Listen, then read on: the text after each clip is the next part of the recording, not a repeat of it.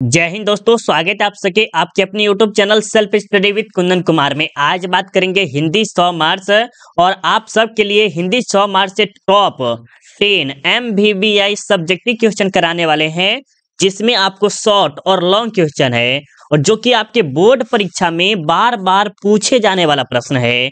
तो आप इस वीडियो को शुरू से लेके अंत तक देखिएगा और लास्ट में जरूर कमेंट करके बताइएगा कि आपको यह वीडियो कैसा लगा। तो चलिए हम यहाँ से स्टार्ट करते हैं। और अभी तक आपने टेलीग्राम ज्वाइन नहीं किए तो ज्वाइन कर लीजिए, जिसका नाम है self study with Kundan Kumar. या तो टेलीग्राम का लिंक भी वीडियो के डिस्क्रिप्शन में डाल दिए हैं, वहां से आप जाके डायरेक्ट ज्वाइन कर सकते हैं। और यह आज का जो सेट है क्या है, 2 है। और अभी तक आपने सेट 1 नहीं देखे हैं तो जाके जरूर देखिएगा, क्योंकि अगर आप सेट बाय सेट तक चलते, जैसे सेट 1 देख लिए, सेट 2, 3, 4, 5 इस प्रकार से आप देखते जाते हैं तो आपको बोर्ड एग्जाम में 90 प्लस लाने से कोई भी नहीं रख सकता है। क्योंकि सेट बाय सेट देखने से ये होता है कि आपकी तैयारी बहुत ही ज्यादा अच्छी हो जाती है। तो जाके जरूर देखिएगा सेट 1, जिसका लिंक आपको आई बटन में या तो वीडियो के डिस्क्रिप्शन में डाल दिए है, वहां से आप जाके देख सकते हैं। ठीक है, अब चलिए हम यहाँ से 1 नंबर से स्टार्ट करते हैं और आपको सबसे आसान भाषा में समझाने की कोशिश करेंगे। और समझ में आएगा तो प्लीज एक बार जम के शेयर कर दीजिएगा और लाइक कर दीजिएगा। ठीक है, चलिए अब हम यहाँ पर देखिए क्या कर रहा है कि शिक्षा का क्या कार्य है। ये जो शिक्षा है, जैसे हम पढ़ाई लिखाई कर रहे हैं तो इसका कार्य क्या होना चाहिए। क्या हमें नौकरी पाना चाहिए या कुछ सब सहायता वहायता मिलना चाहिए। तो देखिए क्या कर रहा है शिक्षा का उत्तर। तो शिक्षा का जो कार्य है वह संपूर्ण जीवन की प्रक्रिया को समझने में हमारी सहायता करे। जैसे हम क्या करते हैं, हमारे जो जीवन है, एक से जैसे बचपन से लेके 80-90 साल तक कोई जीता है, कोई 70 साल तक जीता है, तो उसमें क्या होना चाहिए, जो हमारे संपूर्ण जीवन है उसमें समझने में सहायता करे। क्या कि ये नहीं होना चाहिए, गलत काम ये नहीं होना चाहिए, ये नहीं होना चाहिए, फला चिला। तो इसमें क्या है, हमें समझने में सहायता मिलती है। किसके अर्थ है, शिक्षा के द्वारा।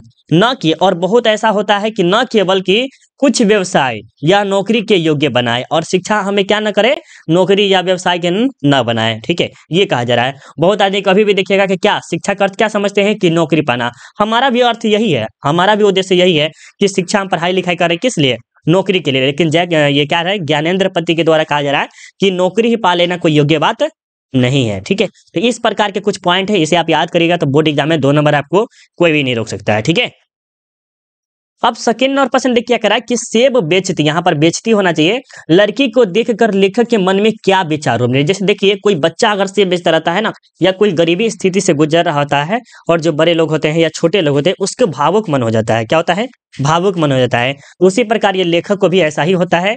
देखिए उत्तर में आपको इस प्रकार लिखना है कि सेब बेचती हुई लड़की का उम्र कितना था, 7 से 8 साल था। 7 से 8 साल थी, ये आपको याद रखना है। ठीक है, जो सेब बेच रही थी, क्या कर रही थी, सेब बेच रही थी। शायद उसने नई नई दुकान संभाली थी। नहीं होता कि नया नया दुकान खुला और बच्चे हैं तो दुकान खोली थी, क्या है, थोड़ा सा घबराहट वबराहट रहता है। या जिसे हाल में दुकान संभलवाई गई थी, वह इतनी जागरूकता भी कि नहीं कि अपने सौदों के बारे में ग्राहक को जरा सा भी शक नहीं होने देती थी। और अपने जो ग्राहक आते थे, वो 7 से 8 साल की जो लड़की थी, वो ग्राहक आती थी उसको भनक भी नहीं होने देती थी कि ये पहली बार क्या कर रही है, ये दुकान संभाल रही है। तो थोड़ा सा इसमें अगर आप पॉइंट देखिएगा तो अच्छा है, अगर आप चाहे तो इसे जरूर नोट कर लीजिएगा। ठीक है, अब हम आपसे पूछते हैं ये जो शब्द है ये कहाँ से लिया गया है, इतना जो बोला गया है ये कहाँ से लिया, किस लेखक के द्वारा बोला गया है या कहाँ से लिया गया, बताइए फटाफट आपसे कमेंट करके बताइएगा। ठीक है, चलिए अब देखिए 3 नंबर में क्या कर रहा है कि बिस्नी मानक को लड़ाई में क्यों भेजती है। ये जो बिस्नी है वह मानक, मानक क्या है, इसके पुत्र का नाम है, जो कि लड़ाई में भेजती है। क्यों, इसका कारण क्या हो सकता है। तो उत्तर देखिए क्या कर रहा है कि बिस्नी अपने पुत्र को लड़ाई में इसीलिए भेजती है क्योंकि उसने उसके घर के पारिवारिक स्थिति बहुत ही खराब थी। समझिएगा प्रश्न को क्या कर रहा है। ये जो बिस्नी देख रही है, बिस्नी, सबसे पहले समझेंगे ये कहाँ से लिया गया है। तो ओम ये लिया गया है सिपाही की माँ। कहाँ से, सिपाही की माँ, जिसके लेखक कौन है, मोहन राकेश है। वहां से ये सब लिया गया है, जिसमें क्या गया है, एक बिस्नी नाम की एक लेडीज थी कह सकती है, और एक पुत्र था, उसका क्या नाम था, मानक। ठीक है, क्या नाम था, मानक। और उसके घर की स्थिति क्या थी, बहुत ही खराब थी। नहीं होता है, देखिए भारतीय समाज में क्या होती है, जिस घर में एक बेटी रहती है ना, उसके घर के अगर पिता ना रहे और एक बेटी रहे और एक पुत्र रहे, एक माँ रहे, तो उसके घर की स्थिति बहुत ही खराब होती है। ठीक है, और उसकी छोटी बहन जवान हो गई थी। सही बात है, जो बेटी अगर मान लीजिए जो लड़की है वो छोटी रहती, कोई दिक्कत नहीं रहती। धीरे धीरे धीरे अगर जवान होने लगती है तो भारतीय समाज में सबसे बड़ा क्या होता है, ये स्थिति खराब होने लगती है उसके, ठीक है। और उसके हाथ पीले करने का अर्थ क्या होता है, पीले करने का अर्थ मतलब शादी कर देने का, ठीक है। जब वह कुछ कमा कर लाएगा तभी तो यह कार्य हो सकेगा। मतलब अगर कहने का अर्थ ये है कि जब ये क्या है, मानक कमा के देगा तभी तो उसके हाथ पीले रंग हो सकते हैं, ठीक है। चलिए यहाँ पर तो समझ में आ गया ना। अब चलिए आगे चलते हैं। इसीलिए बिस्नी मानक को लड़ाई में भेजती है। यही एक कारण था कि मानक को लड़ाई में भेजने की मुन्नी की शादी हो जाए। देखिए ये कहने का अर्थ क्या है, एक समझिएगा इसको, अपने दिमाग से सोचिए क्या करा। इस प्रश्न को जितना अच्छा से समझेगा उतना अच्छा से हम समझाने को आपको कोशिश करेंगे, ठीक है। कैसे करा समझिए। देखिए एक घर में, देखिए एक घर में एक माँ है, एक पुत्र है, एक पुत्री है, ठीक है। ये माँ हो गया, ये पुत्र हो गया और ये पुत्री होगा, ठीक है। और ये जवान हो जाएगी, क्या हो गई, 18 साल मान सकते हैं, 16 साल मान सकते हैं। और ये भी जवान 18 साल का है, 16 साल का है, ये मान सकते हैं, या 20 साल का मान सकते हैं, 20 साल का। तो इसको क्या बोलेंगे माँ कि जाओ तुम कमाने जाओ, बोलेगा, बिल्कुल बोलेगा। या तुम कहीं जाओ, तो ये फौज में चला जाता है। कहाँ चला जाता है, फौज में। क्यों, क्योंकि उसकी शादी करनी थी, किसकी, मुन्नी की। तो सीधी सी बात है, किसी भी लड़की की शादी करने के लिए क्या चाहिए, सबसे बड़ा पैसा है, ठीक है। चलिए यहाँ पर समझ में आ गया ना। चलिए बहुत अच्छी बात है। अब देखिए यहाँ पर 4 नंबर में क्या कर रहा है कि बिस्नी और मुन्नी को किसकी प्रतीक्षा है। मुन्नी कौन थी, बिस्नी की पुत्री थी जिसका नाम क्या था, मुन्नी। वे डाकिये की राह क्यों देखते हैं, इसके बारे में उत्तर देना है। ये कहाँ से लिया गया है, सिपाही की माँ, जिसके लेखक है मोहन राकेश। यह एक प्रकार क्या है, एकांकी है। इसमें कुल कितने पात्र हैं, तो 8 पात्र हैं। इतना पॉइंट को आप जरूर नोट कर लिए होंगे, ठीक है। उत्तर में आपको इस प्रकार लिखना है कि बिस्नी को अपने पुत्र तथा मुन्नी को अपने भाई की प्रतीक्षा है। ये जो मुन्नी है वो अपनी किसका प्रतीक्षा करता है, अपने भाई का प्रतीक्षा करता है। और बिस्नी किसकी प्रतीक्षा करता है, तो अपने पुत्र की प्रतीक्षा करता है, जो एक सैनिक है। क्या है, एक सैनिक की नहीं बोले थे कि अभी लड़ाई उड़ाई में गया हुआ था तो एक सैनिक बन जाता है, ठीक है। दोनों माता और पुत्री डाके का इंतजार करती है। वही तो पत्रवाह सैनिक ने यह लिखा है कि वर्मा में लड़ाई पर जा रहा हूँ। कौन लिखे थे, ये मानक लिखे थे कि मैं इस वर्मा में जहाँ लड़ाई हो रहा है वहां पर मैं जा रहा हूँ। वह परिवार का एकमात्र आधार है। क्या है, एकमात्र आधार। नहीं कहते हैं कि अंधे का एक ही अर्थ होता है, मतलब कि इसका होता है कि अंधे की लाठी एक ही होता है, शायद एक बेटा के नाम पे कहावत होता है। तुम्हारी बहन का नाता है और युद्ध में कुछ भी हो सकता है। सही बात है, युद्ध में कुछ भी हो सकता है, मृत्यु भी हो सकता है, ये तो निश्चित है। अगर आप सैनिक है तो अगर आप जाइएगा आर्मी सब को देखते हैं, अगर जहाँ पर युद्ध होता है तो वहां पर क्या कब हो जाए ये कोई ठीक नहीं रहता है। यही कारण है कि दोनों बड़ी बेचैनी से उसके पत्र की प्रतीक्षा कर रही है। और क्या होती है, दोनों बेटी और माँ बड़ी ही प्रतीक्षा के साथ उसका क्या कर रही है, वेट कर रही है, इंतजार कर रही है, ताकि उसकी कुशलता का पता चल सके। और जब पत्र आ जाएगा तो इससे क्या होता है, कुशलता का पता चल जाए कि हाँ मेरा बेटा जो है वहां पर सेफ है, अच्छा है, ये पता चल जाता है, ठीक है। और यह भी पता चल सके कि वह कब आ रहा है, और ये भी पता चल जाएगा कि हाँ हम आने वाले हैं इस टाइम। तो ये प्रश्न को अब आप समझ गए होंगे, मुझे पूरा उम्मीद है समझ में आया होगा। तो प्लीज देखिए एक बात फिर से बताएंगे, समझ में आने का सिर्फ एक चीज ही मांगते हैं, लाइक। अगर समझ में आ रहा है तो, नहीं आ रहा है तो अलग बात है, डिसलाइक कर सकते हैं, और आ रहा है तो लाइक कर दीजिएगा, ठीक है। अब देखिए आपके सामने 5 नंबर में क्या कर रहा है, 5 नंबर प्रश्न को देखिएगा कि भगत सिंह के अनुसार देश को कैसे युवा की आवश्यकता है। ये जो भगत सिंह के अनुसार जो बोला जा रहा है, और ये सब कहाँ से लिया गया, सबसे पहले इसके बारे में बात करेंगे। भगत सिंह जो देख रहे हैं ये है एक लेख और एक पत्र, जिसके रचयिता कौन है, भगत सिंह है। इसमें क्या किया है, देश के बारे में थोड़ा सा, आतंकवाद जो हुआ है इसके बारे में थोड़ा सा वर्णन किया गया है, ठीक है। यहाँ पर देखिए क्या कह रहा है, उत्तर में देखिए आपको इस प्रकार देना है कि भगत सिंह के अनुसार देश को ऐसे देश सेवकों की जरूरत है जो तन मन धन, तन हो गया कि मन हो गया, धन हो गया, इन तीनों चीज से देश पर अर्पित कर दे। तन मन धन पैसा वैसा जितना भी अपना शरीर सब चीज क्या करे, वो अपने देश पे अर्पित कर दे। और पागलों की तरह, क्या है, पागलों की तरह अपनी सारी उम्र देश की आजादी के लिए या देश के विकास में निछावर कर दे। किसके लिए, सारी उम्र। आप सोच सकते हैं कोई आदमी ऐसा हो सकता है, नहीं, बट क्या थे भगत सिंह ऐसा बोल रहे हैं और ऐसा किए भी है, क्या है, ऐसा भी किए भी हैं। यह कार्य सिर्फ विद्यार्थी ही कर सकते हैं। बिल्कुल, यह कार्य कौन कर सकते हैं? विद्यार्थी कर सकते हैं, नौजवान कर सकते हैं, जिसका शादी नहीं हुआ हुआ वो कर सकते हैं। क्यों? क्योंकि देखिए सभी देशों की आज़ादी कराने वाले वहाँ के विद्यार्थी और नौजवान ही हुआ करते हैं। बिल्कुल, जो भी देश आज़ाद होता है उसका सबसे पहले जो क्रेडिट जाता है वो जाता है विद्यार्थी को, उसके बाद नौजवान को जाता है, तब आपको आगे जाता है। वही क्रांति कर सकते हैं। क्या कर सकते हैं? वही क्रांति कर सकते हैं, फैला सकते हैं। अतः विद्यार्थी को पढ़े, साथ ही साथ पॉलिटिक्स का भी ज्ञान हासिल करे और जब जरूरत हो तो मैदान में कूद पड़े और अपना जीवन इसी काम में लगा दे। यही अपेक्षाएं विद्यार्थी से भगत सिंह रखते हैं। ठीक है। यहाँ तक कुछ पॉइंट थे। मुझे उम्मीद है कि आपको यह प्रश्न समझ में आ गया होगा। चलिए अब देखते हैं 6 नंबर प्रश्न में क्या करा है। 6 नंबर प्रश्न और ज्यादा खास है मेरे प्यारे। जो 6 नंबर और ज्यादा खास है। 6 नंबर में क्या करा है कि लेखक और मालती का संबंध परिचय पाठ के आधार पर दीजिए। ये जो लेखक देख रहे हैं और मालती जो देख रहे हैं उसका जो परिचय देना है किसके आधार? पाठ के आधार पर देना है। तो उत्तर में आपको इस प्रकार लिखना है, लेखक मालती के दूर के रिश्तेदार है। क्या है? लेखक जो है मालती के दूर के रिश्तेदार है, पर बचपन में इनका संबंध साख्य था। क्या था? साख्य। साख्य समझते हैं ना कि दोस्त होता है वो की तरह था। एक साथ रहते थे। क्या करते थे? एक ही साथ रहते थे, खाना खाते थे, वे खेलते थे, एक साथ खेलते थे, एक साथ पीटते भी थे, मारपीट भी करते थे। लेखक का अध्ययन भी मालती के साथ ही हुआ करते थे। मतलब कि लेखक और मालती दोनों में पढ़ाई लिखाई करते थे दोनों आदमी। दोनों के व्यवहार में सखा भाव के साथ उन्मुक्त स्वच्छता का भी समावेश रहा। कभी किसी अन्य रूप में वे रिश्ते के बड़े छोटेपन में नहीं बांध सके। ठीक है, नहीं होता है कि ये बड़ा है ये छोटा है, इसमें कोई नहीं मतभेद किए। ठीक है, तो ये कुछ पॉइंट थे और सबसे पहले समझेंगे ये लेखक कौन है और ये मालती का है। तो सबसे पहले समझिएगा ये जो है रोज पाठ से लिखा जाएगा, जिसके लेखक कौन है? सच्चिदानंद हेरानंद वात्स्यायन अयज्ञ जी है। ठीक है, याद रखिएगा। अब चलिए आपके सामने देखते हैं। यहाँ पर आपका जो देख रहे हैं 7 नंबर प्रश्न MVBI लगा लीजिए, स्टार मार्क लगा लीजिए इस प्रश्न को। क्या करें कि भ्रष्टाचार की जड़ क्या है? क्या आप जेपी से सहमत है? इसकी गुणवान हेतु क्या सुझाव देंगे? तो इसके बारे में आपको देना है, स्टार मार्क जरूर लगा लीजिएगा।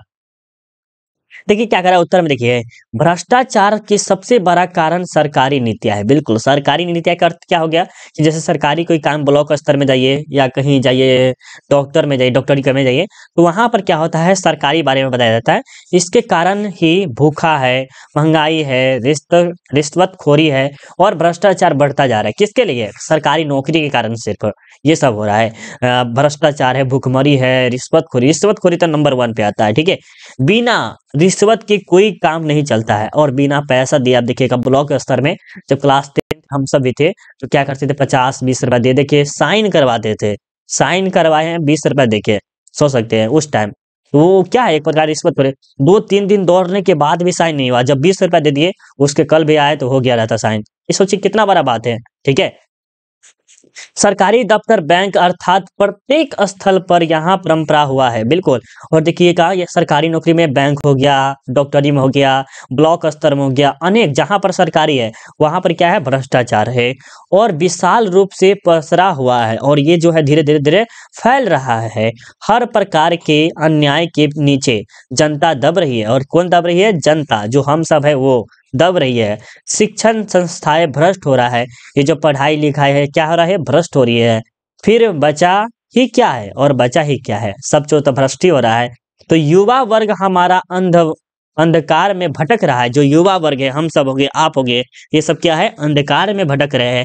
ऐसा कोई स्थान नहीं जहां भ्रष्टाचार न हो। फिर उसकी जड़ें कहाँ खोजे जाए, कहाँ देखा जाए? उसकी जगह गांव में, सड़क पर, रेल मीटर में, खेत खलिहान में, अस्पताल में और पुलिस विभाग में भी है। उसका जाल सब तर बिछा हुआ है और सबसे ज्यादा तो पुलिस विभाग में है देखिएगा तो। ठीक है, तो ये तो मेरे ख्याल से तो और खासकर याद हो गया होगा, राइट?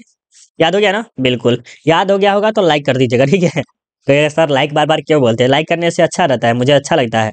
चलिए देखिए 8 नंबर में क्या कर रहा है कि कहती हो तुम राजा हो, मेरे मुल्क को बचाने आए हो। वजीरा के इस कथन से आप किसकी ओर संकेत करते हैं? देखिए क्या कर रहा है, कहती हो तुम राजा हो, कितना बड़ा शब्द बोला है। मेरे मुल्क को बचाने आए हो, मेरे जो साथी लोग हैं, मेरे जो जगह है उसको बचाने आए हो। वजीरा के इस कथन के किसकी ओर संकेत करता है? उसके बारे में उत्तर देना है। ठीक है, तो उत्तर में देखिए आपको इस प्रकार लिखना है, क्या करा है कि यह कथन इंग्लैंड की महिला फिरंगी मैम ने कही थी। कौन कही थी? फिरंगी मैम ने कही थी। और इसका अर्थ होता है कि वह सैनिकों का प्रशंसा करती है। किसकी ओर करती है? सैनिकों की प्रशंसा करते हैं। ठीक है, तो ये आपका 8वां प्रश्न भी आपको बहुत ईजी तरह से समझ में आ गया होगा। ठीक है, अब चलिए आपके सामने 9वां नंबर प्रश्न देखते हैं, क्या करें कि पुत्र के लिए माँ क्या क्या करती है। गजब सा प्रश्न है, इसे आप स्टार मार्क जरूर लगा लीजिएगा। ठीक है, क्या करें कि पुत्र के लिए माँ क्या क्या करती है। उत्तर में देखिए क्या करा है कि यह कविता सुभद्रा कुमारी चौहान की है। किसकी है? यह कविता सुभद्रा कुमारी चौहान की है। इसमें माँ पुत्र के लिए हर पल सचेत रहती है। किसके लिए? इसमें माँ जो है ना पुत्र के लिए सचेत रहती है कि मेरा बेटा का कुछ हो ना जाए, ये ना हो जाए, ये नहीं ये रहती है। उसे डर लगी रहती है। किसको? माँ को, कि उसे कहीं चोट न लग जाए, बुखार न आ जाए, सर्दी न लग जाए, इसीलिए अपने गोद से नहीं उतारती है तथा अपने आंचल के ओट में छिपाए रखती है। बहुत गजब सा सवाल है मेरे प्यारे बच्चों, इसे आप जरूर अच्छे से याद कर लीजिएगा। ठीक है, याद हो गया ना? चलिए बहुत अच्छी बात है मेरे प्यारे बच्चों। अब यहाँ पर देखिए 10 नंबर में क्या करा है कि तुलसीदास सीधे राम से न कहकर सीता से अपनी बात क्यों कहलवाना चाहते हैं। प्रश्न को समझिएगा, अच्छा सा प्रश्न है। इस प्रश्न को अगर आप याद कर लीजिएगा 2 नंबर मिलेगा। क्या मिलेगा? 2 नंबर मिलेगा। यहाँ पर देखिए क्या करा, उत्तर में आपको लिखना है कि तुलसीदास अपनी बात सीधे राम से न कहकर सीता से इसीलिए कहलवाना चाहते हैं कि सीता माता राम की धर्म पत्नी है। क्या है यहाँ पर? प्रश्न पॉइंट समझिए क्या करा है। जैसे यहाँ पर देखिए ये है राम जी हो गए, ये हो गया सीता माता हो गया, और ये हो गया तुलसीदास हो गया। ठीक है, तो ये जो तुलसीदास है वो राम को नहीं कहते हैं कि मेरी प्रशंसा करे, वो करे, वो नहीं, बल्कि किसे कहते हैं? सीता जी को कहते हैं। क्यों कहते हैं सीता जी को? क्योंकि ये जो राम जी जो है ना वो सीता जी की सीता जी है, वो क्या है? राम जी की पत्नी है, इसीलिए कहते हैं धर्म पत्नी है। क्या है? धर्म पत्नी है। और प्रिय भी है। राम की प्रिय कौन है? सीता जी है। पुरुष अपनी पत्नी से बहुत प्रेम करता है। गजब से बात है और सही बात है ये भी। पुरुष अपनी पत्नी से बहुत ज्यादा प्रेम करती, बहुत को न के बराबर में 1% देखते हैं वो पति होता है, वो थोड़ा सा नटखटबाजी करते परमरा। ठीक है, तथा उसकी प्रत्येक बातें को मान लेता है, और मान भी लेता है, सही बात है। इसीलिए कभी का अपनी बात सीधे राम से न कहकर सीता माता को कहलवाना चाहते हैं। ठीक है, तो ये आप याद कर लीजिएगा अच्छी तरह से, मुझे उम्मीद है आपको याद हो गया होगा। ठीक है, अब चलिए आपके सामने यहाँ पर देखते हैं आप क्या कर रहा है 11 नंबर में कि तुलसीदास का परिचय अपने शब्दों में दे। क्या करना है? तुलसीदास का परिचय जो है आपको क्या करना है? अपने शब्दों में देना है उत्तर। ठीक है, तो आपको उत्तर इस प्रकार देना है कि तुलसीदास भक्ति काल के एक महान संत थे। क्या थे? तुलसीदास भक्ति काल के एक महान संत थे। इनके जन्म के बारे में थोड़ी मत भिन्नता है। क्या है? इनके जन्म के बारे में थोड़ी मत भिन्नता है, ताकि जन्म उस दिन हुआ था, डेट ऑफ के बारे में थोड़ा सा दिक्कत होता है। ठीक है, पर सर्वमान्य मत के अनुसार इनका जन्म 1532 ईस्वी में उत्तर प्रदेश के राजापुर में हुआ था। कब हुआ था मेरे प्यारे बच्चों? एक बार कमेंट करके बता दीजिए। 1532 में, 1532 कमेंट करके बताइएगा। ठीक है, इनके पिता का नाम आत्माराम दुबे थे। आत्माराम दुबे कमेंट करके बताइए। एवं माता का नाम हुलसी देवी था। इनके जन्म के बाद माता पिता ने इनका त्याग कर दिया था। और देखिए इनका जो जन्म हुआ था, तुलसीदास का जन्म हुआ था, उसके बाद क्या किए उनके माता पिता इसे त्याग कर दिए थे। ठीक है, अतः इनका पालन पोषण बाबा नरहरिदास ने किया था। इनकी पत्नी रत्नावली थी। कहा जाता है कि पत्नी के प्रेम में इतना आसक्त थे कि पत्नी के एक बार उनकी आलोचना की और वे तब से अपना जीवन श्री राम को समर्पित कर दिया, और 1680 ईस्वी में काशी में उनकी मृत्यु हो गई। ठीक है, अब आपको सेट 3 चाहिए तो जरूर कमेंट करके बताइएगा और जल्दी ला देंगे। ठीक है, सिर्फ आपका कमेंट आना चाहिए। और वीडियो कैसा लगा कमेंट करके बताइएगा। लाइक नहीं किया तो लाइक कर दीजिएगा। बस इतना ही चीज मिलते हैं, चलते हैं अब अगले वीडियो में मिलते हैं। अभी के लिए बाय बाय। जय हिंद, जय भारत।